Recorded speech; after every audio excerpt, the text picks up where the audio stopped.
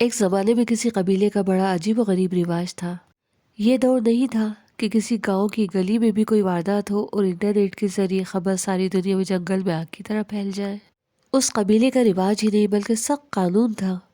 وہاں ایک خطرناک جنگل تھا اور سال کی پہلی تاریخ پر اس جنگل کے دوسرے کنارے پر جس کا پہلا قدم پڑتا، چاہے وہ آدمی کسی بھی ملک کا یا کسی بھی شہر کا ہو، اسے 1 سال کے لیے اس قبیلے کا لیڈر بنا دیا جاتا۔ اس کا خوب زور شور سے ویلکم کیا جاتا، لیکن ساتھ ہی پوری ایمانداری سے بتا دیا جاتا کہ پورے 1 سال تک قبیلے کے لوگ تمہارے انڈر میں کام کریں گے، اور سال پورا ہوتے ہی تمہیں جنگل کے آخری سرے پر، جہاں کانٹے دار جھاڑیاں ہیں، خونخوار جانور ہیں، کھانے پینے کا کوئی بندوبست نہیں ہے، زنجیروں سے جکڑ کر تمہیں اس جنگل میں چھوڑ دیا جائے گا۔ کرسی کا نشہ ہی کچھ ایسا ہوتا ہے کہ انسان اگلا پچھلا کچھ یاد کرنا ہی نہیں چاہتا اور نہ ہی اس کے بارے میں کچھ سوچنا چاہتا ہے۔ ہر کسی کو 1 سال کی لیڈرشپ نظر آتی اور خوشی خوشی یہ آفر قبول کر لیتا۔ پورے 1 سال تک موج مستی کرتا، اپنے عیش و آرام کی فکر میں لگا رہتا، لائف انجوائے کرتا، اور پلک جھپکتے ہی پورا 1 سال گزر جاتا۔ سال پورا ہوتے ہی اس کے سامنے زنجیریں آ جاتی، وہ چیختا چلاتا، لیکن وہاں کے قانون کے مطابق اس کی کوئی سنوائی نہیں ہوتی۔ اسے زنجیروں میں جکڑ کر اس خطرناک جنگل میں چھوڑ دیا جاتا۔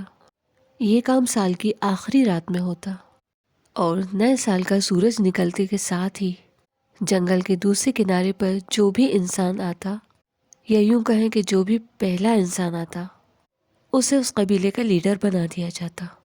ایک بار کوئی ویاپاری وہاں پر ایسا بھی آیا کہ جب اس کے سامنے یہ آفر آیا تو اس نے صاف منع کر دیا کہ میں تو یہاں بالکل انجان ہوں اور میں تو یہاں صرف کاروبار کے لیے آیا ہوں، میں اس قبیلے کے بارے میں کچھ بھی نہیں جانتا، بھلا میں کیسے یہاں حکومت کر سکتا ہوں۔ لیکن وہاں کے قانون کے مطابق اس کی کوئی بات نہیں مانی گئی، بس اسے 1 سال کی بادشاہت ملنا ہے تو ملنا ہے۔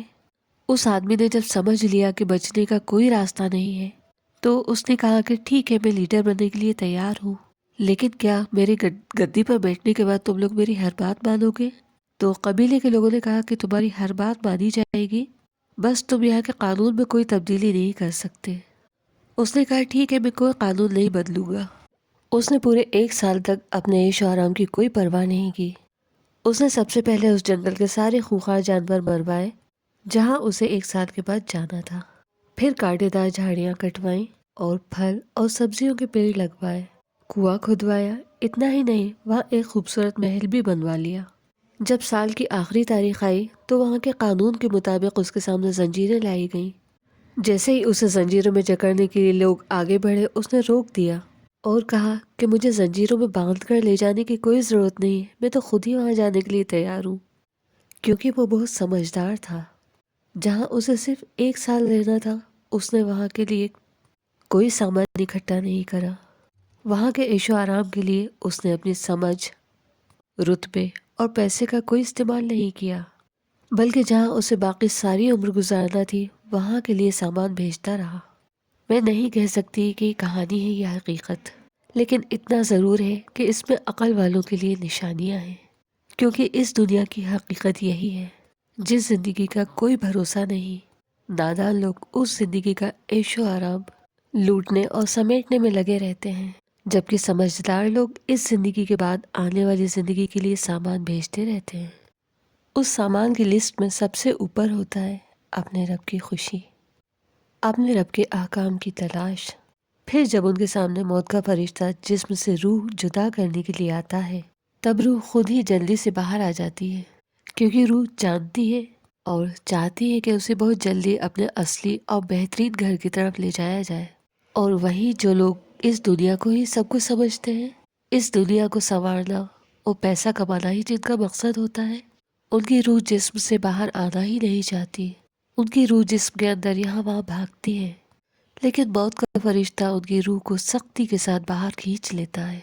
دنیا میں ایسے بھی احسان فراموش لوگ ہیں جو جس رب کی دی ہوئی زندگی کو انجوائے کر رہے ہیں، کھا رہے ہیں، پی رہے ہیں، اسی کی دی ہوئی ہوا میں سانس لے رہے ہیں، اس کے باوجود رب کے وجود سے ہی انکار کرتے ہیں۔